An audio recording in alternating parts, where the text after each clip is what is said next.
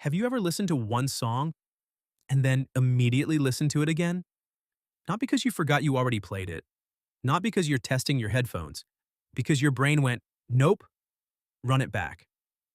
So you do. Once, twice, 5 times, maybe 20. And somewhere around the eighth replay, you start asking yourself the question everyone asks at some point, and am I okay? Because on the surface, it looks a little obsessive, like you've become emotionally married to a 3-minute audio file. Your friends are like, bro, do you have other music? And you're like, yes, I just don't want it. If you replay the same song on loop, you're not alone. And you're not weird. Psychologically, replaying a song is rarely just, I like it. It's often your brain doing something, regulating something, processing something. Sometimes soothing. Sometimes energizing. Sometimes holding on to a feeling that life doesn't give you enough of. So let me show you what might actually be happening inside your mind when you hit repeat, like it's a survival strategy. Because for many people, that one song isn't just entertainment. It's a tool. Let's start with the simplest reason. Your brain loves prediction.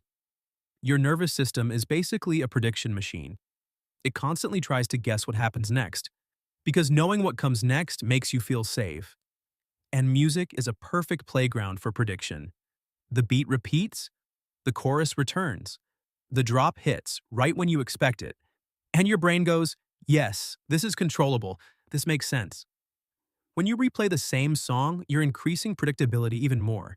You already know the arc. You know where the emotion peaks. You know where the voice cracks. You know exactly when the bass comes in. It's like rewatching a comfort movie, but in pocket-sized form. That predictability can be deeply calming, especially if your life feels unpredictable. If your week is chaos, deadlines, mood swings, uncertainty, weird social tension, one song becomes a little island, a guaranteed pattern your brain can trust. Now, here's a more personal layer. Sometimes you're not looping the song, you're looping the feeling, because music isn't just sound, it's a nervous system remote control.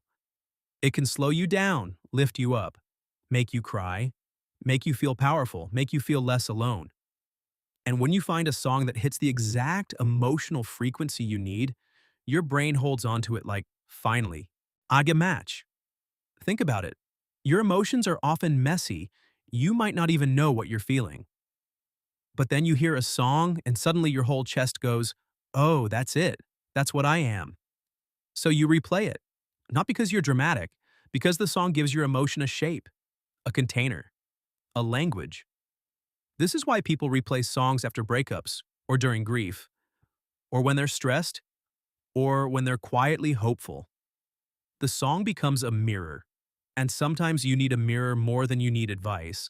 There's research in psychology and neuroscience showing music can influence mood and arousal, heart rate, stress hormones, emotional regulation. It's not magic. It's biology. Certain tempos energize you, certain harmonies soothe you, certain lyrics make you feel seen. Your brain is responding to rhythm, pattern, and meaning all at once. And if you're the kind of person whose emotions run deep, music can be one of the fastest ways to regulate without having to explain yourself to anyone.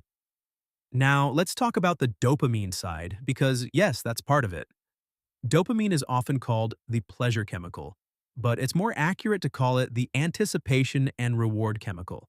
It spikes when your brain expects something good is coming. And music is famous for this. Studies have found that dopamine release can happen not only at the emotional peak of a song, but in the moments leading up to it. The build, the anticipation, the here it comes feeling. When you replay the same song, your brain knows exactly when that peak is coming. So you get the anticipation again and again. It's like eating your favorite bite of a meal repeatedly.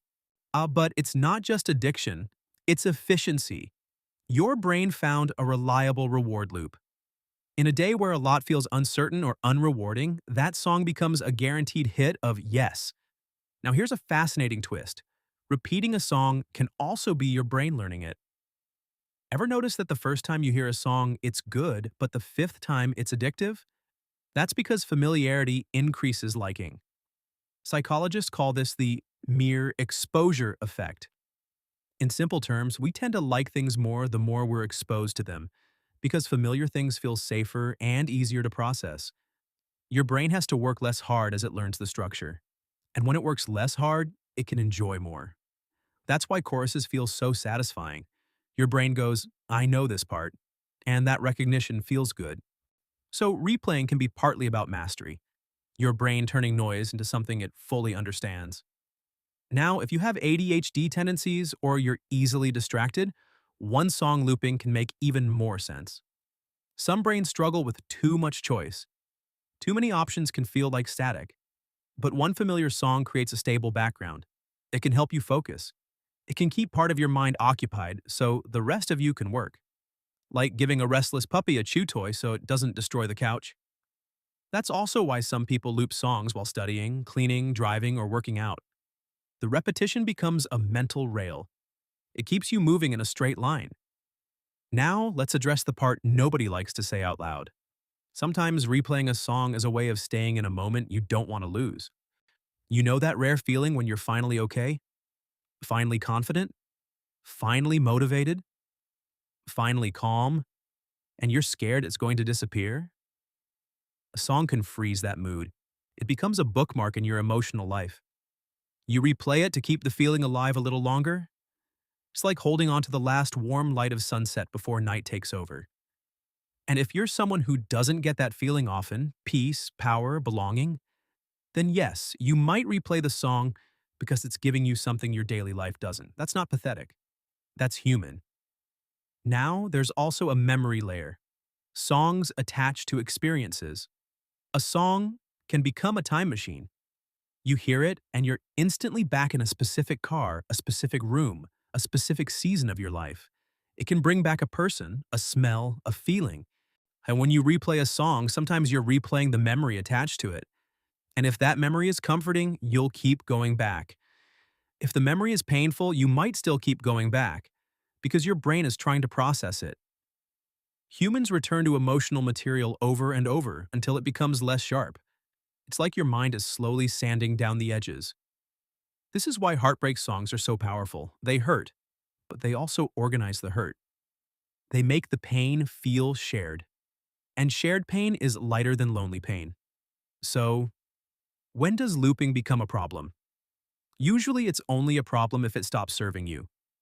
If replaying the song helps you regulate, focus, feel seen, feel calm, or process emotion, that's not a problem. That's a tool. But if you're replaying it because you're stuck, because you're avoiding reality, avoiding action, avoiding a conversation you need to have, then the song might be functioning like a hiding place. A beautiful hiding place, but still a hiding place. And you can tell the difference by what happens afterward. After you listen, do you feel more grounded, more clear, more ready to re-enter life? Or do you feel more stuck in the same emotional loop?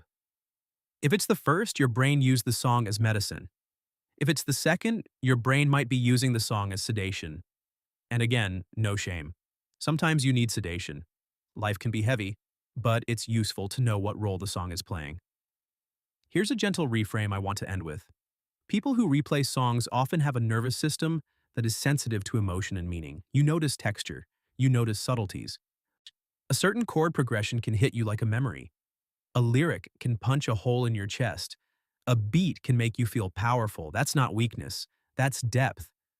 Your brain is responding strongly because it's tuned to patterns. And if you're someone who loops music, you're probably also someone who uses other forms of repetition, routine, comfort shows, familiar foods, because predictability is calming. So the goal isn't to stop replaying songs and become some perfectly balanced person who listens to a different album every day. The goal is to understand what your brain is asking for when it hits repeat. Is it comfort? Is it energy? Is it focus? Is it a memory? Is it emotional processing? Is it a tiny moment of control? Once you know that, you can give yourself what you need more intentionally. So tell me in the comments, what's the one song you've replayed the most in your life? And what was happening in your world when you were looping it? And if you want more videos like this, where we take a simple habit and uncover the deeper human reason underneath, subscribe and stick around. Because your patterns aren't random. They're your brain trying to take care of you the best way it knows how.